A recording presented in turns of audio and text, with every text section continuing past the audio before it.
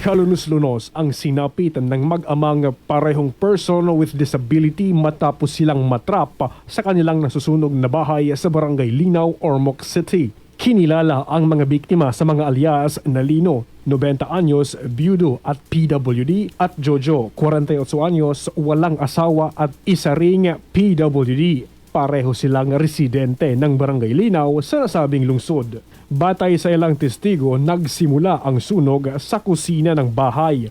Habang nagsasagawa ng clearing operations, na-recover ng mga bumbero ang dalawang walang buhay at nasunog na katawan sa ilalim ng mga nasunog na debris ng bahay. Napag-alaman na hindi nakalabas ang mga biktima dahil sa kanilang problema sa paglalakad, kaya natrap sila sa loob ng nasusunog na bahay. Pinaniniwala ang sinubukan ng anak na iligtas ang kanyang ama dahil natagpuan ng mga otoridad ang kanilang katawan na magkapatong.